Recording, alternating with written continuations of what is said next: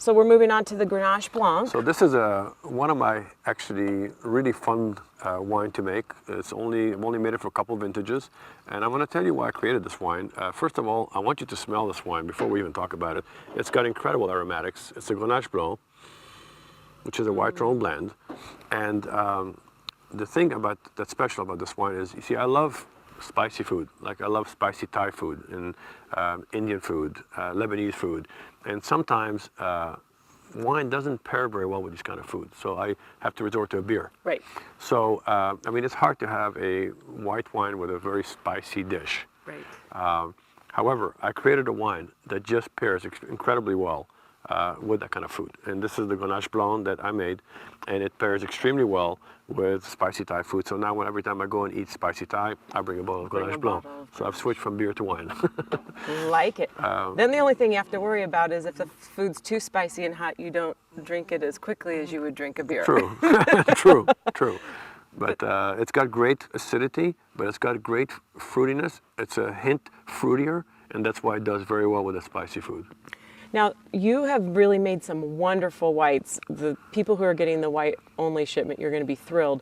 There are a lot of winemakers in the Paso Robles region that sort of do whites as an afterthought, and that's not the case at all here. No, you know, I mean, clearly our main focus is Cabernet Sauvignon. We are a Bordeaux house. The reason why a lot of the whites sometimes tend to be a little bit less than par is because when you're actually making a white wine, it's hard to charge a lot of money for it. So it's hard to go and push the envelope in terms of getting only 100 gallons a ton. Gotcha. It's hard to pay for it. For a red, it's different because reds tend to go for more money than a white. So you're able to push the envelope a little more. But I actually do. On the whites, like I said, when the grapes arrived, they're sorted. They're made exactly like the way I make my reds. And when I go to extract the juice, I'm only pressing halfway. So I'm only extracting about 100 gallons a ton. And there's a huge difference. If you ever come around harvest time, I will show you. If you compare what's called free run, or the lightly pressed wine that comes out of the grapes, with what's hard pressed, one is beautiful yellow, green looking, great aroma, super balanced. You don't have to add anything to it. You just ferment it the way it is.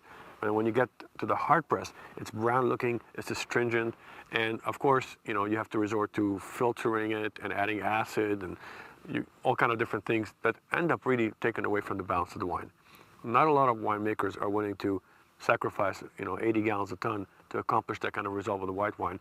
But when I started making the white wines, it was very important for me that the attention to details goes in the whites as well as the reds. And boy, you have succeeded, because there is not, you don't hurry your way through the whites at Daou Vineyards, and that is not always the case at wineries in the Paso Robles region. You want to get right to the reds, because like I do feel that sometimes they're afterthoughts, or we need to have a white, and so let's just produce something. But we have an artisan here, and so thank goodness for that, because this is lovely. Cheers.